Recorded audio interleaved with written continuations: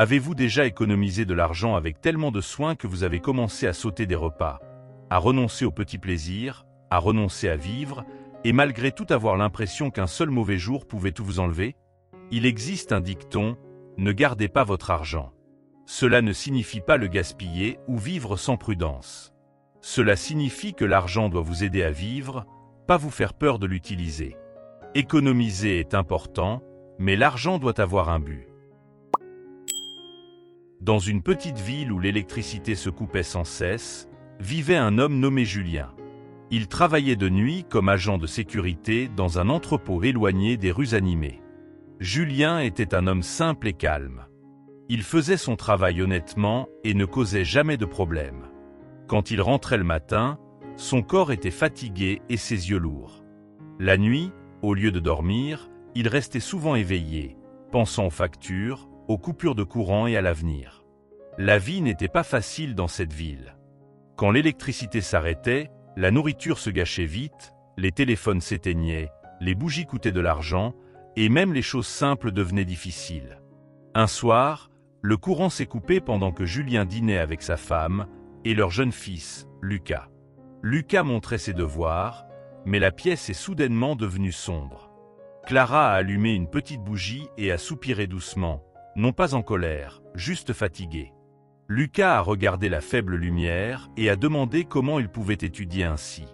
Ce moment est resté gravé dans le cœur de Julien. Cette nuit-là, il a décidé d'économiser pour acheter un générateur. Les gens disaient qu'un générateur était une sécurité, qu'une fois que vous en aviez un, la vie devenait plus facile. Julien y croyait fortement. Il a pris une vieille enveloppe, a écrit le mot générateur dessus et l'a caché dans un tiroir sous ses vêtements.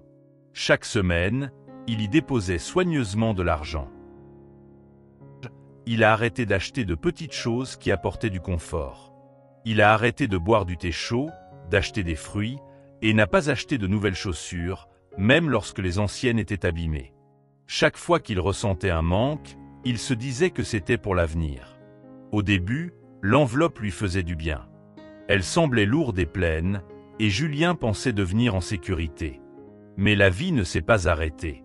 Une nuit, Lucas est tombé très malade avec une forte fièvre.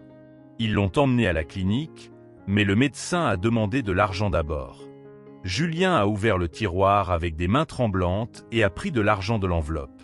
En quelques minutes, les économies ont diminué.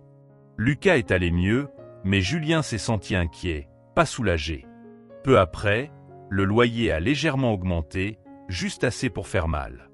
Puis au travail, on lui a dit que ses chaussures n'étaient pas sûres et qu'il devait en acheter de nouvelles. L'enveloppe est redevenue vide. Julien a travaillé plus d'heures, dormi moins, et est devenu plus silencieux et plus fatigué. Il a commencé à oublier des choses, à parler moins à la maison, et à ressentir de la colère sans savoir pourquoi. Il entendait dire que l'épargne rendait en sécurité, mais sa propre vie montrait autre chose.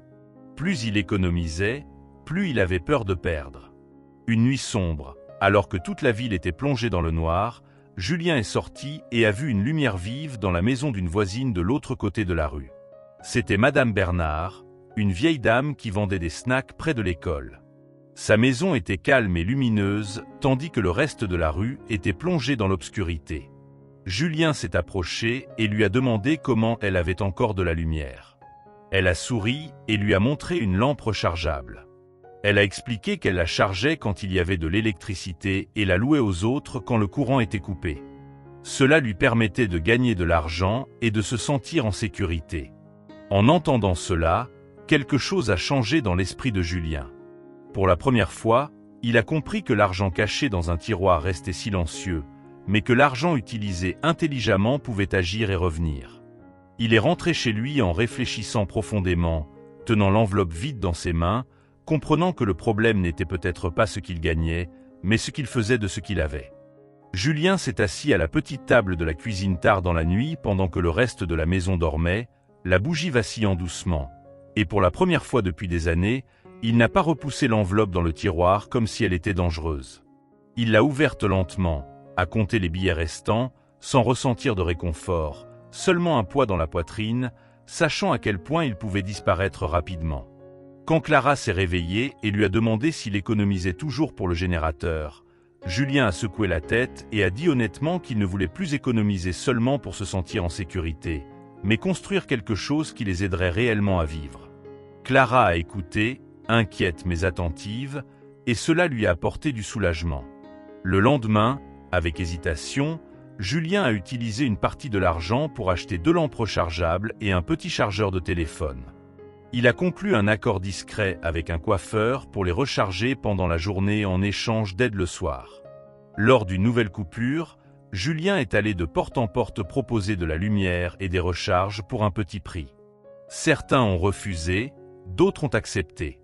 Il a gagné peu, mais c'était différent, car cet argent avait un sens. Il a tout noté dans un carnet et a partagé chaque détail avec Clara. Peu à peu, il a ajouté d'autres lampes, puis une batterie externe. Lucas a commencé à aider, fier de participer. Leur maison a changé doucement, les repas étaient plus calmes et les voisins venaient avec respect. Un soir de tempête, une lampe a été abîmée et la peur est revenue, mais Julien ne s'est pas arrêté. Il a réparé, appris et continué. Des mois plus tard, il a acheté un petit panneau solaire, imparfait mais suffisant. Quand le soleil l'a touché pour la première fois, il a ressenti un calme profond. Ce soir-là, quand le courant s'est coupé, leur maison est restée lumineuse. Lucas a demandé s'ils étaient enfin en sécurité, et Julien a répondu que la sécurité ne venait plus du fait de cacher, mais de construire quelque chose qui pouvait durer. Il a aplati l'ancienne enveloppe et l'a gardée dans son carnet comme un souvenir. Quand les gens le félicitaient pour ses économies, il souriait et disait qu'économiser seul ne protège pas une vie, mais utiliser ce que l'on a avec courage et intelligence peut transformer la peur en lumière. Et dans cette ville de coupures et de longues nuits, il a compris que l'argent n'est pas fait pour être caché, mais pour accompagner la vie, car elle n'attend pas des plans parfaits, elle avance grâce à de petits pas courageux, même quand l'obscurité est encore proche.